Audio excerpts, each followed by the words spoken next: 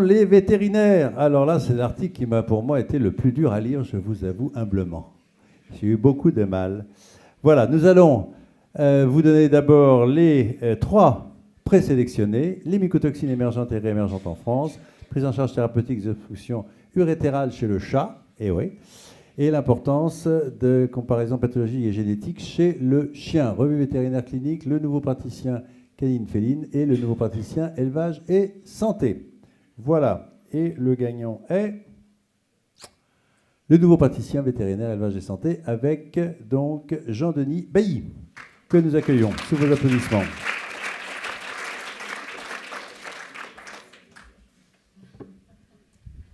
À nous deux.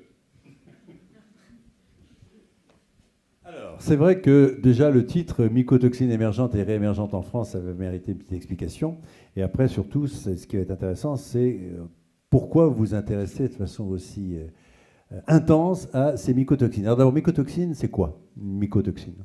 Alors une mycotoxine, c'est un composé toxique produit par une moisissure lorsqu'elle va se développer sur un substrat.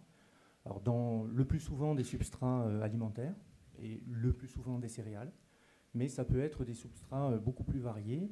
Et si on s'intéresse aux mycotoxines qu'on trouve dans les aliments et qui ont une importance en santé animale, on s'intéresse aussi aux mycotoxines qu'on peut trouver ailleurs et notamment dans les maisons, dans les environnements intérieurs, lorsque des moisissures se développent sur du papier peint par exemple. C'est bien votre micro comme ça. Elles peuvent aussi dans certains cas produire des mycotoxines.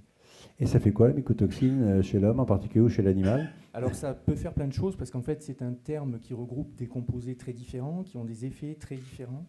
Et pour lesquels on a des données assez précises de toxicité pour certaines d'entre elles, mais pas pour toutes, et dans certaines espèces et pas dans toutes. Et le problème en santé animale, c'est qu'il y a souvent des suspicions, justement, mais qu'on a à l'heure actuelle, on manque encore de données pour définir leurs effets précis.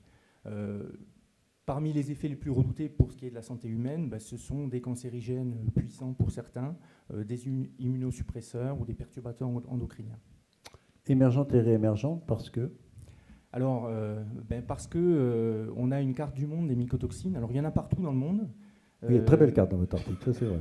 Voilà, mais en fonction des endroits, en fonction du climat notamment, puisque température, humidité, c'est les paramètres clés pour la croissance des moisissures et la production de toxines. Donc le réchauffement climatique, c'est pas bon? Voilà. En fonction des endroits, c'est pas forcément les mêmes, mais cette carte telle qu'elle existe, elle va certainement changer à l'occasion des changements climatiques. Et à l'heure actuelle, en France, on a pas mal de préoccupations sur l'arrivée sur notre territoire de toxines qu'on croyait réservées à des zones tropicales, notamment, et dont l'effet toxique est particulièrement important.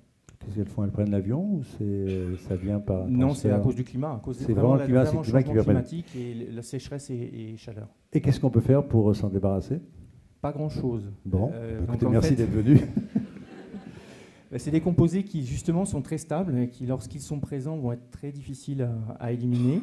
Donc, c'est surtout la prévention qui est importante. Alors, pour les agriculteurs, c'est les bonnes pratiques agricoles sur lesquelles... C'est pas le glyphosate, quand même? Non, parce non. que non, le glyphosate n'est pas pour grand-chose. Après, il y a les antifongiques qui sont utilisés, mais il y a d'autres pratiques, et notamment l'agriculture biologique n'est pas forcément plus dangereuse que l'agriculture conventionnelle, parce qu'on change complètement les pratiques agricoles, et ça peut aussi être un moyen de réduire la présence des champignons toxinogènes. Voilà, tout à fait passionnant, parce que c'est vrai que le réchauffement climatique ne va pas nous arranger l'affaire. Merci beaucoup pour ces explications.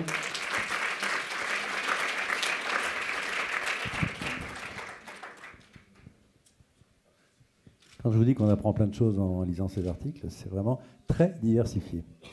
Merci à vous.